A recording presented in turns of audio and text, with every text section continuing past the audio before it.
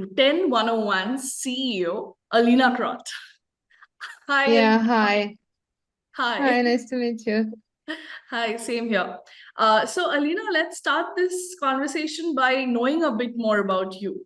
Yeah? And your Yeah, journey into the NFT market and the blockchain industry. yes, sure, I will be happy to share. Uh, so I started my professional journey in at the largest bank of Belarus, and I dedicated to it approximately 5 years. Almost 3 of those years, I was focused on managing high risks and particularly large investment lending projects. And at some point, I decided to change the sphere, change the like where I work to something totally new for me. And I moved to IT sphere, and I started at the position of business assistant 4 years ago. And my boss, he was working with, he started to work at that moment with blockchain projects. So this is how I got involved in the sphere. And I'm really happy to work here ever since. Right. Now, can you give us an overview of 10-101, how it operates in the industry and how it came into being? Yes, sure. 10-101 art. This is how we prefer to pronounce it. We know that a lot of people struggle doing this. Yeah, I Uh, kept saying 10101. yeah, and people are like 101, no 101. Yeah, so yeah, let's stick to 10-101. Yeah. Yeah. So what we do is we create ecosystem that allows us to sell real physical paintings using blockchain. We have in our ecosystem, we have a blockchain platform that's which is right now under development at the final stage, and we're about to launch it within several weeks. And we also have offline gallery where all the paintings will be exhibited. It is located in Dubai, and we communicate with some other areas all around the world. I will tell you more about it later. And also, our ecosystem includes exclusive legal structure that allows all this to exist and work, because we faced a lot of struggles in this sphere, and we're really proud of having it. So yeah, some very important things about the project is that we work only with world-known artists, and we have art experts and art dealers who work with our project, and they're looking and they look for paintings all over the world. We have several paintings from LA, from Paris for now, from New York, like a lot of countries. And yeah, they check like all the documents for the paintings. They like check that everything is okay. And if it is, then we decide whether the painting should be presented in our project or not. Also, very important thing about the project is that by selling these paintings on our platform, we give to people real ownership of the physical piece. Also, an extremely important thing about the project is that we use fragmented ownership. We do this to lower the price and to allow much more people to art world, to art market, to be able to own these expensive paintings, to be able to be part of this previously hidden art world. Right. Can you tell me, okay, so when you build a platform, you build it keeping certain audience in mind, but in your case, your audience is not just the buyers, it is also the artists, right? So, No, no? not really. Okay. So, as I mentioned, we work only with world-known artists' paintings. Oh, okay. So, these are the names like Banksy, Warhol, Picasso, Dali, only this level of artists.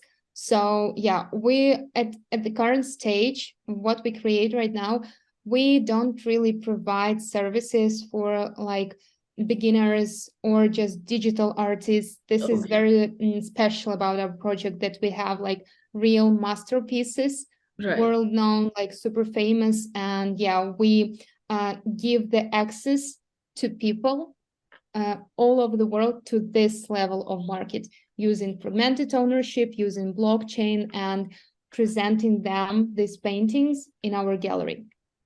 Right. So if I understood this right, then it's like how people used to have prized possessions of paintings of like elite artists. This is a platform where you can have them on the Yeah, blockchain, basically. yeah, Right. exactly. And thanks to fragmented ownership, one painting started to be owned by a lot of people at the same time. But the Mm-hmm. ownership is still like real ownership of the physical piece. For example, you can imagine it this way: if some people collect all the parts, all the fragments of one painting, they can Right. come to the gallery and take this painting home with all the documents. So it's not only about digital paintings, digital copy. It's not only about the idea. It's like the whole ownership of the whole piece of art. So, in this case, when you talk about fragmented ownership, it's a very interesting topic to talk about. Uh, in the digital world, how do you think 10101 is contributing to this, this conversation of ownership? Yes, sure. As I mentioned, what we do is we create totally new market, because before that moment, people who could, only those who could afford the whole Yeah. piece of art, they could enter this market and like trade between each other and decide what's going to happen to the painting. And right now, when we use fragmented ownership, we're lowering the price per entrance to this market, to be able to collect, to be able to trade these pieces, and to be able to enjoy the art.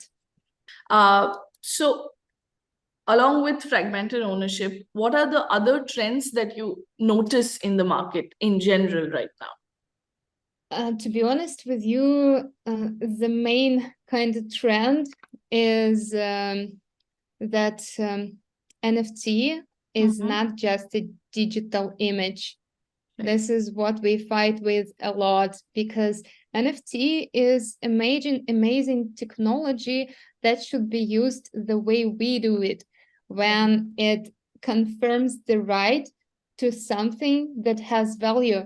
And this is why we're really like stressed about using words like we NFT marketplace, and people are like, okay, you trade digital images, and we're like, no, this is not what it is. NFT is a certificate, like blockchain confirmed certificate, that you own something, that some object is owned by you, and the history of ownership and like authenticity, like all of this. And I think that this is the trend that projects are using and creating right now. They give it real value, and they give it what it's supposed to be at the very beginning, before all hype histories. Right, right. Um, okay, now as we know that there are many NFT platforms. Okay, let's just say platforms because, as you said, yours is not a marketplace, and so are many other. There are different types of NFT platforms that are available in the market. How do you think you break out of the clutter, or how do you Uh, think you stand out? Yeah. yes, sure. Thank you for your question. Uh, our project is gonna be very exclusive for the market, because specifically like this, no one does yet, and I can tell you, no one haven't done yet, and I can tell you that there are plenty of reasons, because we've been working on the project for more than a year, and Yeah. it's a very big struggle to create something like this, to be able to transfer ownership to real physical objects using blockchain. It's still like super hard. And when we saying about legal structure, like exclusive legal structure that allows us to do this, people are like, yeah, okay. But like not that many people really understand how hard it is to actually be able to do this. So we know that there are a lot of projects who transferred like very small ownership using blockchain, or just sold like digital copy of the painting from famous artists.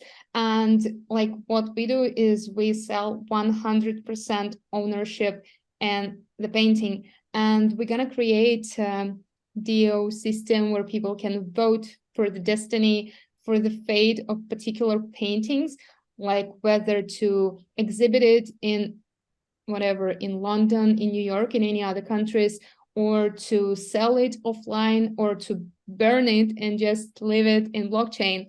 So yeah, and this is definitely something what we stand for and what is special about us. Right. Very well said. That summarizes the most of my idea about the platform. Okay. Now tell me something. NFT market in general has been in a downtrend for a couple of months now, right? So how do you think that is impacting 10 101? Oh yeah, this is the same as I mentioned, saying that the term NFT has kind of bad reputation. I can tell, I can say so, I guess. And yeah, of course, we have to explain. Yeah, we use NFT technology, but the idea is not actually about that. The idea is about creating totally new market. But not so many people. We need to struggle with this barrier in minds that this can be scam, and this is why we're very grateful for the opportunity to come and talk about the project and be open about it, and be open to question about it.